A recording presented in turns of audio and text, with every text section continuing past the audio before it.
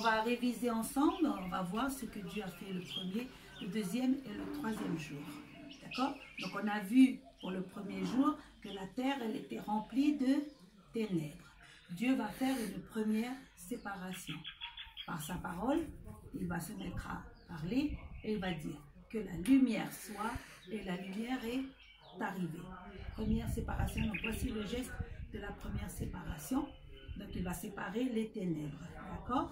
Donc maintenant, d'un côté, il y a toujours les ténèbres qui vont se transformer en nuit et il y a la lumière qui va faire apparaître le jour.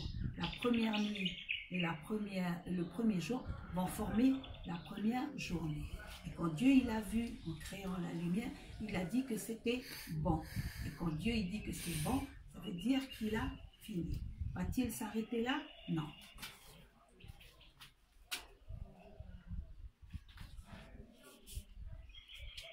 Puisqu'on va maintenant voir qu'est-ce que Dieu a fait le deuxième jour. Alors, le deuxième jour, la Bible elle nous dit que la terre, elle était remplie de quoi? Qui est tout bleu. Elle était remplie d'eau. Donc Dieu, il va faire une deuxième séparation. Et voilà le geste de la deuxième séparation, puisqu'il va séparer les eaux en deux. Il y aura les eaux du bas, mais surtout, il va créer les eaux du haut, qu'on appelle le ciel. Donc le deuxième jour, Dieu va créer le ciel, toujours avec sa parole.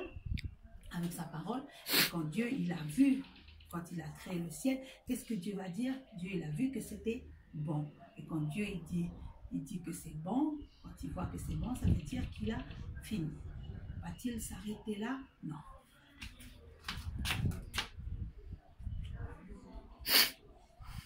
Puisqu'il va continuer le troisième jour. Donc, le troisième jour, il va faire une troisième séparation. C'est comment vous vous rappelez du geste de la troisième séparation? Voilà, c'est comme ça. Puisqu'il va séparer les eaux d'en bas qu'on appelle la mer. D'un côté, il va y avoir la mer. Et de l'autre côté, il va y avoir, quand la mer elle se retire, qu'est-ce qu'on voit apparaître? La terre. Et sur la terre, qu'est-ce qu'il y a déjà qui va pousser sur la terre? La végétation. Par exemple, comme quoi? Les arbres, l'herbe, voilà. Toute la végétation. D'accord? Et quand Dieu il a vu que ce qu'il a fait, il a dit que c'était bon.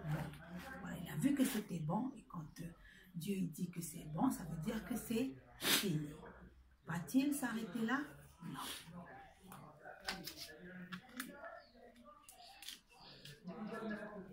Voilà ce qu'on a vu la semaine dernière. Voilà, le premier jour. Donc le premier jour, Dieu il a créé la lumière. Le deuxième jour, Dieu il a créé le ciel. Le troisième jour, Dieu il va créer la mer et la terre. Et sur la terre, il va mettre la végétation. D'accord? Mais on a vu que... Est-ce que c'est fini là? Non, c'est pas encore fini. Quand vous voyez la nuit, le jour, le ciel, la mer, la terre, comment est-ce qu'on appelle tout ça là? On dit que ce sont des espaces. Ou alors, on peut aussi appeler ça, surtout pour les plus grands, vous connaissez ce mot, on peut dire que c'est un environnement. Mais quand vous voyez les environnements, est-ce qu'ils sont remplis? Ils sont comment là? Ils sont vides. Est-ce que Dieu va laisser vide chaque environnement? Donc maintenant, qu'est-ce qu'il va faire? Il va les remplir. Et c'est ce qu'on va découvrir. Parce que le quatrième, le cinquième et le sixième jour, eh bien, on va découvrir comment Dieu va remplir chaque espace, chaque environnement qu'il a créé. Alors, pour le quatrième jour, il va remplir ce qu'il a séparé le premier jour. Donc, d'après vous, qu'est-ce que Dieu va créer pour pouvoir remplir la nuit? Il va créer quoi d'après vous? La lune et les étoiles. Bien, très bien. Voilà ma belle lune. Et voilà ma belle étoile. Et d'après vous, pour le jour, qu'est-ce que Dieu va mettre pour remplir le jour? Qu'est-ce qu'il va créer? Il va créer le soleil.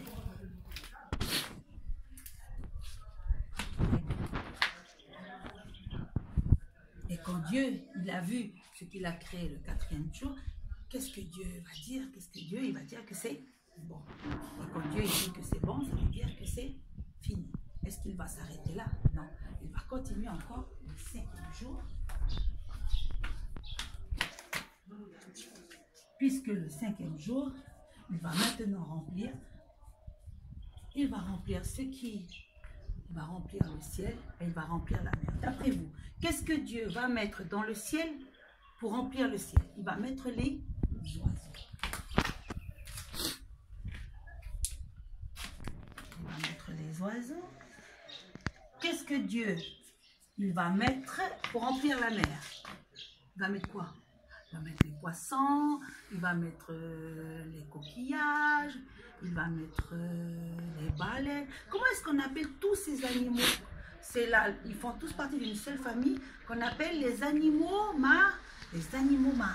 Voilà. Donc Dieu va créer le 5e jour, il va créer les oiseaux et il va créer les animaux marins. Et bien sûr, à chaque fois que Dieu, quand il a fait quelque chose, il va toujours dire que c'est bon. Et quand Dieu il dit que c'est bon, ça veut dire qu'il a fini. Est-ce qu'il va s'arrêter là? Non, pas encore, parce qu'il reste encore un environnement, un dernier environnement à remplir, qui est celui de la terre. Et ça, il va le faire le 6e jour. Donc, d'après vous, qu'est-ce que Dieu il va mettre sur la terre pour remplir la terre? Qu'est-ce qu'il va créer? Il va créer, d'après vous, quoi? Il va créer des animaux. Donc les animaux qui vivent sur la terre sont regroupés dans une seule famille qu'on appelle les animaux terrestres. Vous pouvez me donner un exemple? Exact. Les girafes, les lions, les chiens, voilà. Tout ce qui vit sur terre, ça s'appelle les animaux terrestres. Est-ce qu'il va créer, alors quand il va créer les animaux terrestres, Dieu va voir, et là il va dire que c'est bon, d'accord?